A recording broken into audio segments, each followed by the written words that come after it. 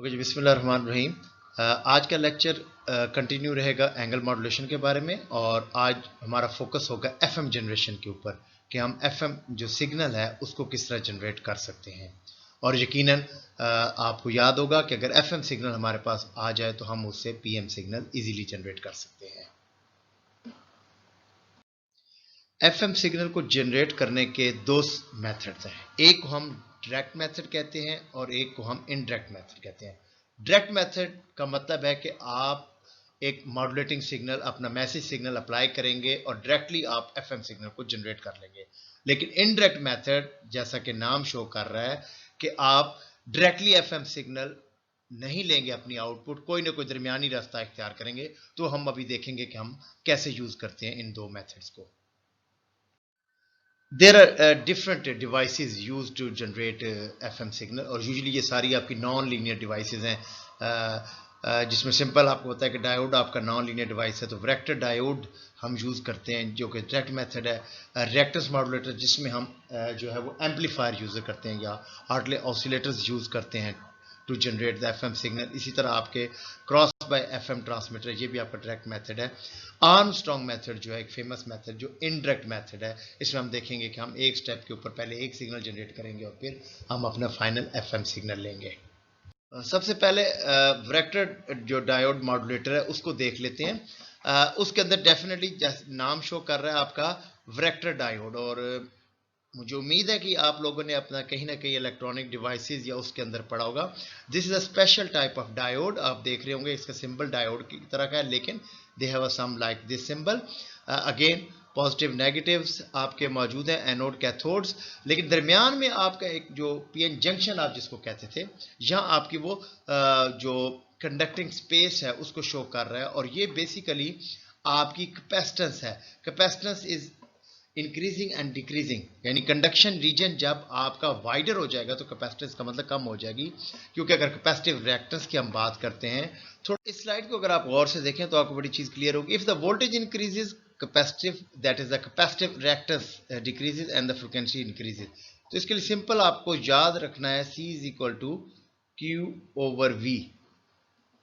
ठीक है, तो जो आपकी वोल्टेज डिक्रीज करेंगी, ये इंक्रीज करेगी, ये इंक्रीज करेगी, ये डिक्रीज करेगी, because both are inversely proportional.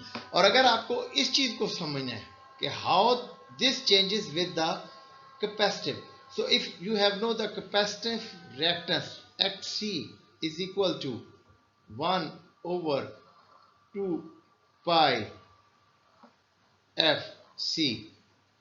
अगर आपको याद हो, हमने फिल्टर्स के दौरान मैंने आपको थोड़ा सा ये बताया भी था कि when this is increases your frequency is decrease, if this is decreasing this is increasing, because all the constant and they have the inverse relation. तो इस मीन अगर यहां आप ये फ्रीक्वेंसी इंक्रीज कर रही है तो कैपेसिटिव रिएक्टेंस आपकी डिक्रीज करेगी, और जहां ये डिक्रीज कर रही है वहां ये आपकी इंक्रीज करेगी।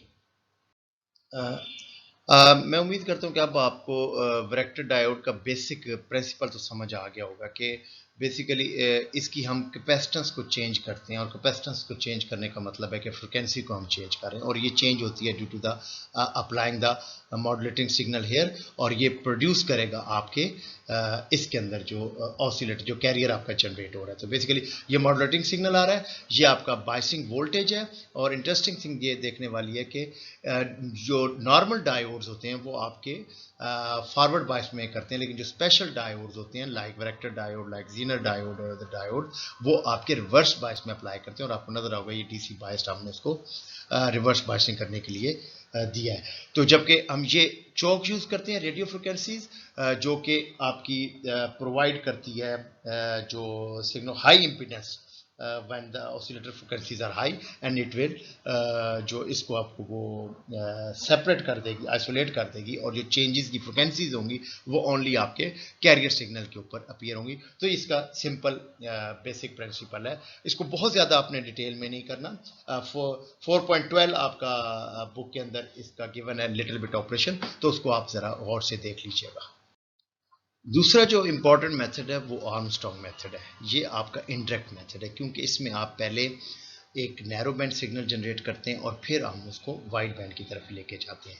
लेकिन बिफोर मैं इस ब्लॉक डायग्राम को एक्सप्लेन करूं, मैं ये बताता जाऊं कि जो डायरेक्ट मेथड लास्ट स्लाइड में हमने किया था उसके आप पास दो आपके जो है वो ड्रॉबैक्स है। नंबर वन कि आपका जो कैरियर फ्रिक्वेंसी है उसमें ड्रिफ्ट पैदा होता है, मीन के उसकी जो फ्रिक्वेंसी है कैरियर फ्रिक्वेंसी वो स्टेबल नहीं रहती, स्टेबिलिटी का लैग करती है। जबकि दूसरा जो है वेक्टर डायोड नॉन लिनियरिटी की वजह से उसके अंदर जो है वो आपके हार्मोनिक प्रोड्यूस होते हैं और उसकी वजह से भी इश्यूज आते हैं। तो इसलिए हम इनडायरेक्ट मेथड को प्रेफर करते हैं।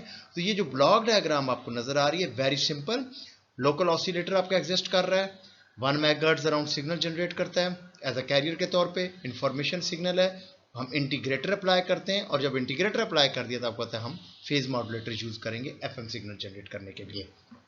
लेकिन अल्टरनेट के तौर के ऊपर आप एक प्रोडक्ट मॉड्यूलेटर भी लगा सकते हैं और उसके साथ एक फेज शिफ्ट आप 90 डिग्री का दे दें तो वो आपके पास यही चीज आ जाएगी। यहाँ आपके पास एफएम सिग्नल आ जाएगा but still it is narrow band. और नैरो बैंड क्या होता है? जब मॉड्यूलेशन इंडेक्स आपका 1 से कम होता है। तो फिर हम क्या यूज करते हैं? फ्रिक्वेंसी मल्टीप्लायर, मीन आपकी फ्रिक्वेंसी को किसी एक नंबर से मल्टीप्लाई कर देते हैं और हम वाइड बैंड एफएम सिग्नल ले लेते हैं। तो यहाँ जो मेन चीज, क्योंकि इन चीजों के जो मेन चीज समझने वाली है वो फ्रिक्वेंसी मल्टीप्लायर है, because crystal oscillator, phase modulator, integrator definitely you already know. Frequency multiplier का थोड़ा बहुत मैंने आपको पहले बताया था, तो नेक्स्ट स्लाइड में हम इसको थोड़ा सा आगे देख लेते हैं कि ये कैसे वर्क करती है। यूजुअली जो आपकी फ्रिक्वेंसी मिक्सिंग या फ्रिक्वेंसी मल्टीप्लिकेशन प्रोसेस जो हम इनडायरेक्ट मेथड में या उसमें यूज करते हैं, उसमें दो तरह के process, heterodyne process which is a mixer, और आपका मल्टीप्लिकेशन प्रोसेस जिसमें हम मल्टीप्लाई करते हैं फ्रिक्वेंसी को वाइड बैंड। तो हम देखते हैं कि मिक्सिंग और फ्रिक्वेंसी मल्टीप्लिकेशन का इफेक्ट क्या होता है या ये कैसे अमल करते हैं एफएम। ओके जी, इस स्लाइड में मैं ये बुक से मैंने स्लाइड ली है, तो इसमें मैं आपको बता देता हूँ कि मिक्सिंग के और मल्टीप्लिकेशन के क्या इफेक्ट्स होते हैं। तो अगर हम सबसे पहले एक मिक्सर को देखें कि मिक्सर में क्या होता है। मिक्सर का सिंपली आपको पता है कि दो इनपुट्स होती हैं और एक आउटपुट होती है, और वो क्या करता है, दो जो इनपुट्स आ रही हैं डिफरेंट फ्रिक्वेंसीज उनको सम कर देगा या उनको सब्ट्रैक्ट कर देगा, यानी F C plus F naught और F C minus F naught के लिहाज से आपके पास आ जाएगी। लेकिन इसमें जो चीज देखने वाली है कि आपकी जो mixing is use to increase और decrease the centre frequency F C plus del F और F C minus F C plus F naught और F C minus F naught, यानी ये कम या ज्यादा होगी, keeping the deviation constant. Deviation जो है वो आपकी कांस्टेंट रहेगी because of the constant deviation, modulation index जो है वो अनचेंज रहेगा। तो मिक्सिंग बेसिकली ओवरऑल आपके सिग्नल को कहीं वो चेंज नहीं कर रही, सिर्फ आपको लिफ्ट कर रही है आपकी फ्रिक्वेंसी में। अब आ जाते हैं मल्टीप्लिकेशन। मल्टीप्लिकेशन में क्या हो रहा है? If FM wave with the frequency FC and deviation delta are applied at the frequency multiple, then the center frequency and the deviation both are multiplied equally. Because of this, the modulation index of the wave also get multiplied in the process of multiplication. तो again आप देखेंगे कि वो changes नहीं, क्योंकि तमाम factors multiply हो जाते हैं। तो इसको एक एग्जांपल में हम थोड़ा सा डिटेल में आगे और देखें। So this is example from the book के इफेक्ट ऑफ मिक्सिंग और आपका मल्टीप्लायर पर क्या होगा। तो आप एट एंड आप अगर आप जाके देखेंगे, मैं आप सिंपली इसको देख लीजिएगा, सॉल्व है कि there is no change in deviation due to mixing, the modulation index will remain same, that is 1.5 जो आपका एग्जिस्ट कर रहा था। सो ये एग्जांपल, और इस तरह कुछ और एग्जांपल्स हैं वो आप बुक में से देखें। So this is the end of today lecture, और इसमें आप जो बुक्स के कंटेंट्स हैं 4.12 और 4.14 को, उसमें थोड़ी सी एक्स्ट्रा चीज़ें भी होंगी, लेकिन आप थारली उसको देख लीजिएगा तो आई होप अंडरस्टैंड करेंगे। अगर कोई क्वेश्चन होंगे तो वो फिर मुझे आप भेज दीजिएगा। नेक्स्ट इंशाल्लाह हम इसकी डीमॉड्यूलेशन और फिर एफएम रिसीवर जो हमारा लास्ट टॉपिक होगा इसके अंदर वो हम डिस्कस करेंगे। So please focus on your assignment. इंशाल्लाह मैं मंडे या ट्यूसडे को लिंक आपको दे दूंगा जिसके ऊपर आपने असाइनमेंट्स अपलोड करनी है।